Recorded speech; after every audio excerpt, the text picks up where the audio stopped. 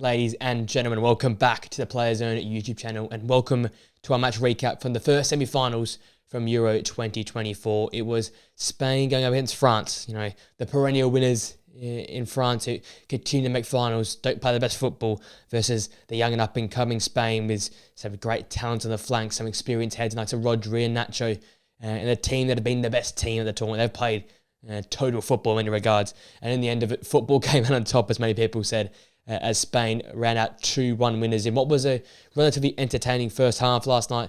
The second half, they sort of fizzled away as both sides went into different sort of styles of football. We'll get into that now in our play-by-play recap.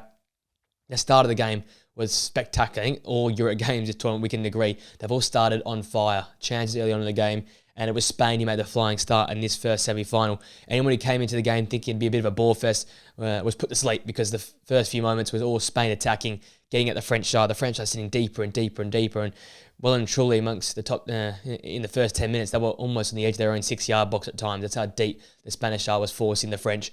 They got into a fabulous start. Lamine Yamal getting on the ball early, crossing a ball to one Fabian Ruiz, which he couldn't quite get over the header and headed over the crossbar in the first 5 minutes. That was the first massive chance of the game. But as I said, Spain were in the front foot early. They were, dominating key spaces, dominating the ball, getting the ball into wide areas. Midfielders like Fabian Ruiz, like Dani Olmo, all pushing into attacking positions. And basically it was Rodri and the two centre-halves staying back. Even like Jesus Navas getting high and wide, crossing balls in from the bar line.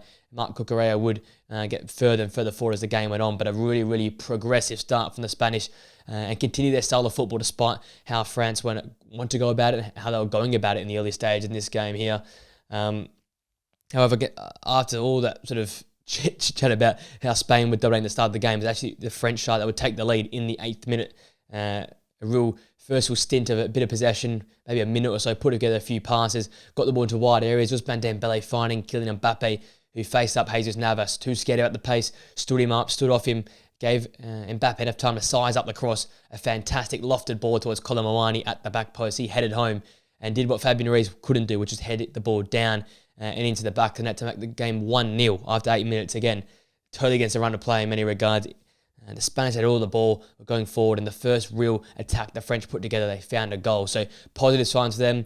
It was a lead I thought maybe they could hold on to and play how they've played throughout the tournament, which is a bit more pragmatic, a bit more defensive, and use this lead as a foundation to make the game tough, needing grit, and not allow the Spanish to score until maybe late in the game, if anything. But however, that would be flipped on its head in this game. A chance before that, though, was a Kylian Mbappe. Could have made it 2-0 in the 19th minute. Coasted past Jesus Navas, had already picked up a yellow at that point in time, hacking down Kylian Mbappe, cuts inside on that right foot. However, Nacho was in the way to make a fantastic block, and at that point, a bit of a bullet dodged for the Spanish. Going down 2-0 to France is almost like a death wish in many regards, because they don't concede many goals, let alone 2 in a game. So going down 2-0 would have been a massive loss. However, Nacho in the way to make the block and keep the game at 1-0. However, the game would be flipped. Here's where the game was flipped on its head. Spain continued to control possession, continued to attack at will, and finally there was a piece of individual brilliance which would find them a goal back in this game.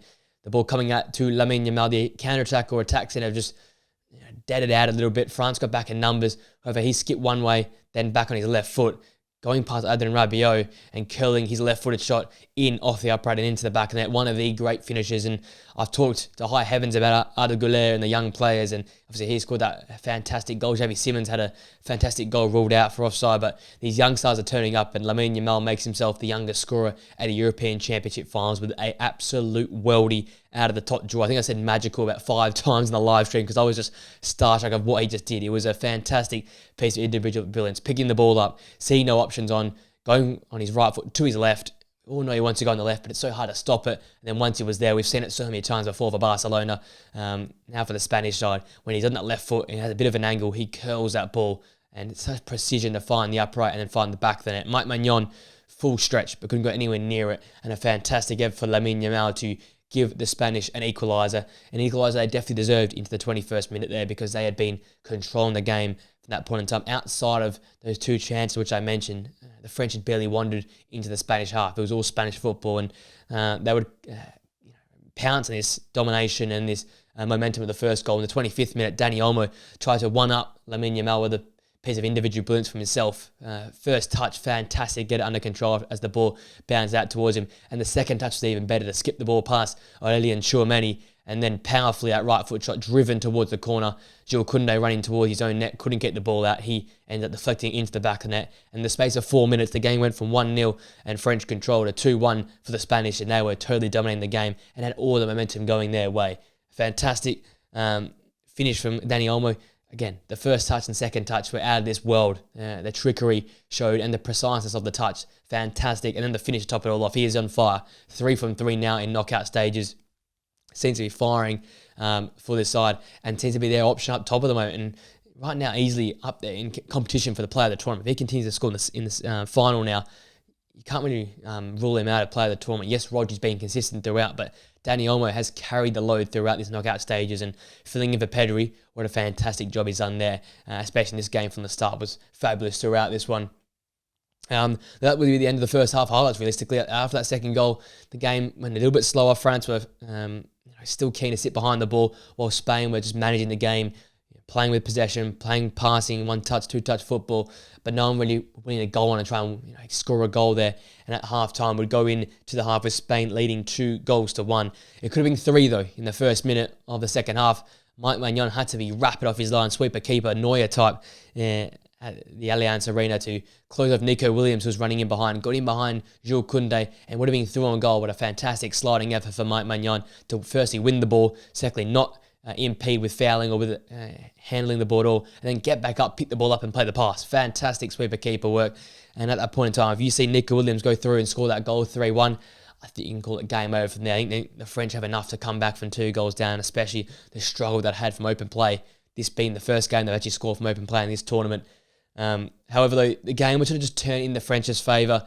They started to dominate more of the ball, get more possession in the Spanish half. Spain were fine to sit off. They were fine to manage the game. I've said it so many times. They've managed games in so many different avenues so far in this tournament, playing in the counter-attack, being defensive, playing in high possession, playing the tiki-taka, using the width. They've can manage games in so many different situations, and they chose to sit back a little bit deeper in the second half and use the counter-attack. Nico Williams, as it was a constant outlet for them. Alvaro Morata dropping in deep to win the ball and holding the ball up, winning fouls, and just smarts in midfields. We'll talk about the midfielders at the end of the play-by-play recap, but they were fantastic in gamesmanship, winning certain fouls, slowing the game up when they needed to.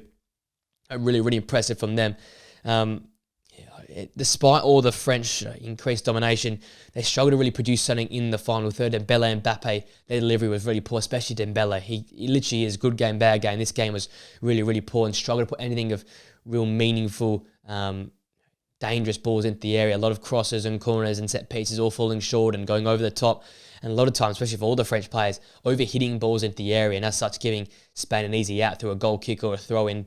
However, Dembele did get one delivery right from a corner in the 53rd minute already, and Tchouameni rising up unmarked in the box, but he just got the header totally wrong into the ground and straight at Unai Simon, and that'll be a theme that will continue. 63rd minute, Upamecano had a massive opportunity, mistiming his header and heading the ball into the ground and wide after another corner. So yet again, 2 key chances, not game-defining chances, but still big chances that the French have to take, especially with the lack of chance creation they were causing through just general play and build-up play. They were really struggling to break through the lines. However, set pieces, corners, that was their opportunity to score on goal. And they had 2 great deliveries from Ousmane Dembele, which were few and far between in this game, and both headers going wide or both going straight at the keeper. From there on in, there was a 2 big chances to come for France. It was 76th minute, Theo Hernandez having the chance of the game to that point in time. Fabian Ruiz a bit lax at the back. His poor first touch landed in the pass of Theo Hernandez, who's got one of the ball and shot on his right foot, the weaker side, and you can see that putting the ball over the crossbar. Really, really wild effort. Should have really gone for precision and try and hit the target rather than just hit the ball at pace. And as such, another massive opportunity gone on the edge of the box, unmarked, running onto a ball. You've got to do better than that. And he hit his ball over the crossbar. Lamine Yamal could have secured the win. Again, 81st minute, another very similar chance. The goal he scored running onto the ball. At that point in time, the game management for Spain was through the roof, so no French player was actually trying to press him. They're trying to force him playing that backwards pass. It opened up for him, so he drove into the space, left-footed shot, and went for a bit more power this time. And that ball was curling, but just went over the crossbar. And then the chance of the game, Kylian Mbappe running through on goal, Vivian facing him up, was on skates. But Kylian Mbappe was so used to him just rolling that ball into the corner or finding the back of the net, put his effort well and truly over the crossbar, just blasted his effort And it was such a really strange moment for Kylian Mbappe. We're so used to him when he's running one and with the goalkeeper slotting in the corner, being cool, calm and collected. But it seemed to be just off a bit. And it seemed to be the summary of this tournament. People saying was the mask putting him off. No mask in this game. Just struggled to get involved. Struggled to be in the end of those balls. Struggled to make anything in the final third. Struggled to create for others in the final third. And just a summary of his tournament so far. Really hit and miss and really struggled throughout. And that finish there summed it up. Missing the chance of the game. Spain then going to run out the game. Great game management down the stretch for a 2-1 victory. And the best team is going to the Euro final. It would be an injustice if this team didn't make it through. As I said, they've won in so many different ways. So many great players. Like I'm formulating my team of the tournament in advance here before a video I make as the tournament comes to a close. But I'm seeing a lot of Spanish names. It's hard to keep them out, how good they've been. So all of the superstars. I have to touch on a few here in my match recap. But what we've seen from Spain is team football. It is togetherness. It's willingness to work together, press together, attack in the same mindset. We're going to sacrifice some of maybe your game for the benefit of others, and they play at such a high pace and high intensity. It's so hard to stop. The French were trying. In the opening half, they were trying to sit deep, trying to take the sting out the game. They obviously scored first as well, went to sit in deep and absorb some pressure, but it's just unbearable at times. It was two pieces of individual brilliance from Spain in this game to win the game, but if they hadn't got those two pieces of individual brilliance, I still reckon they knock on the door and break away eventually because of how much quality is in the side. It's unbearable to stop. It's dynamic, it's flair, but it's also precision and control as well. There's just so many aspects of the game they've got down pat, and it's just due to the complement of players and the way that De La Fuente plays his football. It's dare and ferocity going forward, but it's also real conservatism and smarts and game management also when you need to adjust the game. We saw that here. The opening half an hour, they were at it. It was throwing a kitchen sink at it sort of stuff. Go for a goal, create chances, send midfielders forward, send wingers forward and fullbacks forward. Then second half, we see a bit more sitting. Fabian Ruiz sits alongside Rodri. Dani Olmo doesn't venture as far forward. Jesus Navas and Nacho, when he moves to right back, don't go forward. They stay in as a right back position. Marc Cucurella doesn't get as high. He sits in more deep.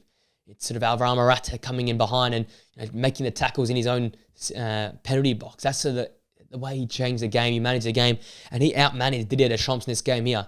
He made the right substitutions for the right times. He put up a system that counteracted the French. It made the French go and attack them, which they have not done all tournament. They've not been a team that's been progressive and going at teams. Yes, they've created some chances, some games, but they haven't been that free-flowing chance creation team that's overwhelming to play against. It's been quite a hit-and-miss top team, broken up attacks and lacking creativity, lacking spark in the final third. And they forced someone outside of Mbappe to create. Most of the time, Mbappe was crowded out with 3 or 4 players on him.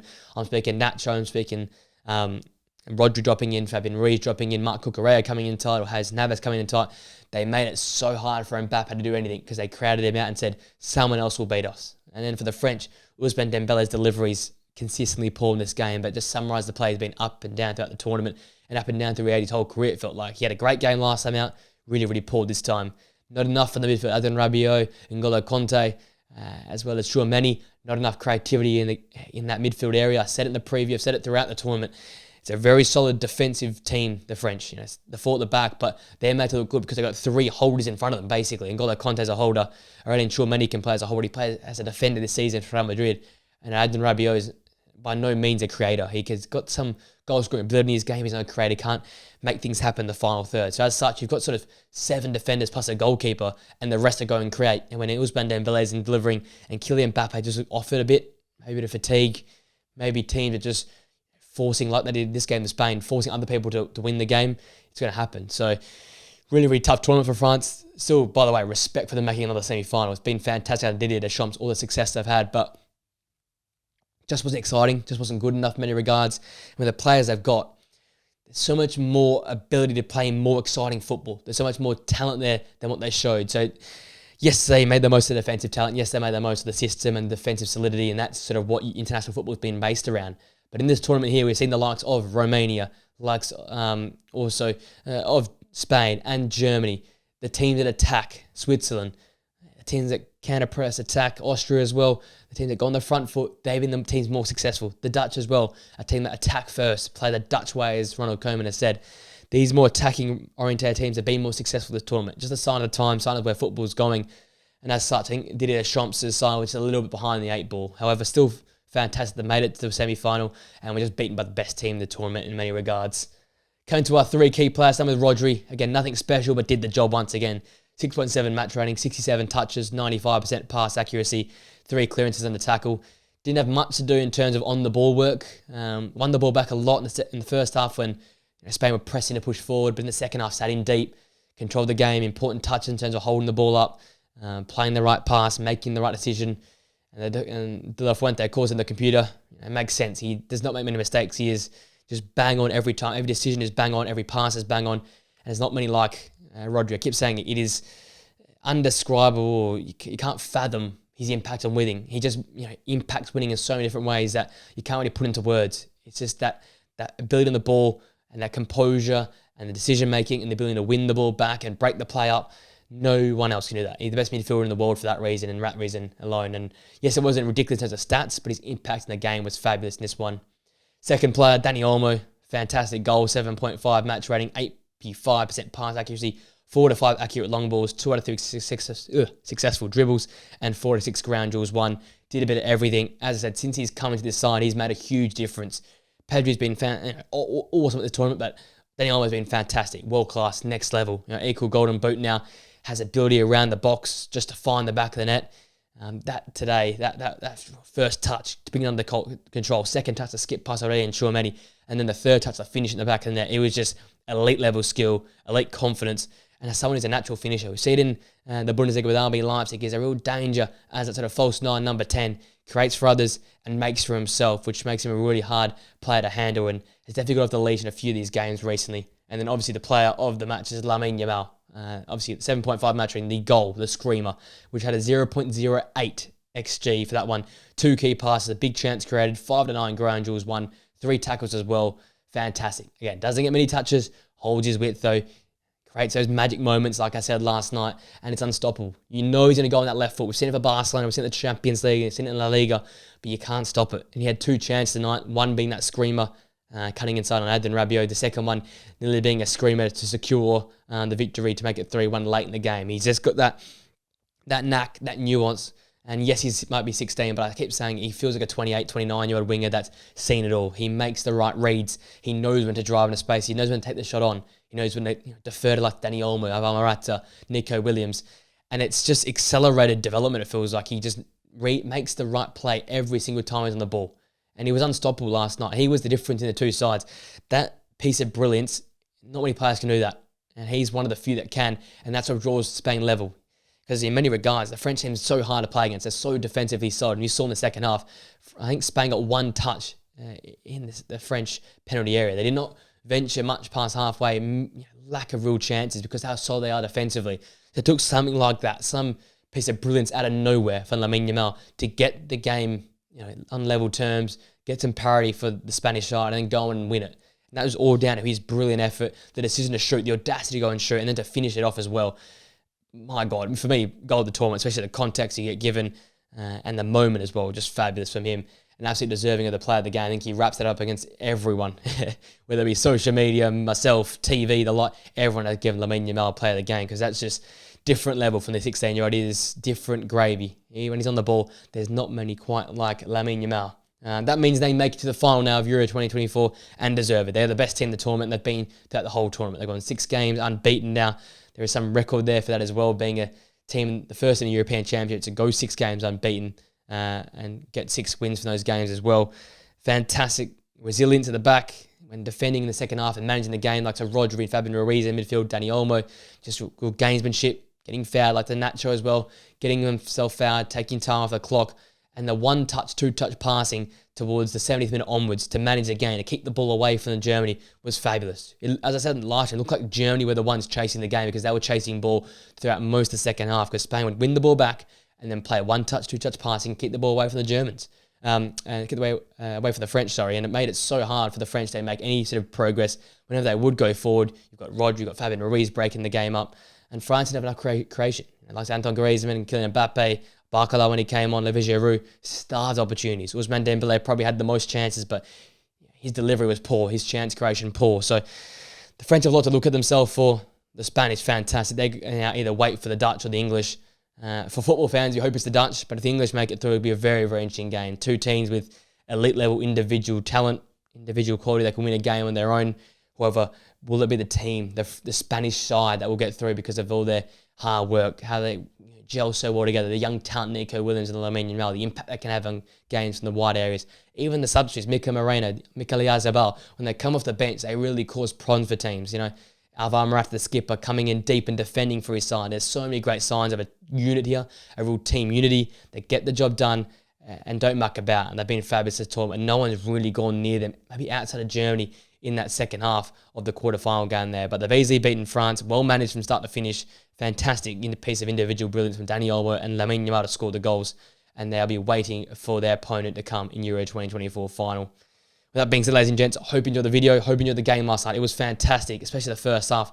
Entertainment fest galore. If you did, guys, enjoy the video, smash a like on it, subscribe to the Players Zone channel for more videos like these, and press that post notification bell so you know we upload here on the channel. I hope you have a great week today. Enjoy the upcoming semi-final tonight between England and the Netherlands, and hope you have a great day today. Until next time, guys, see you later. Peace.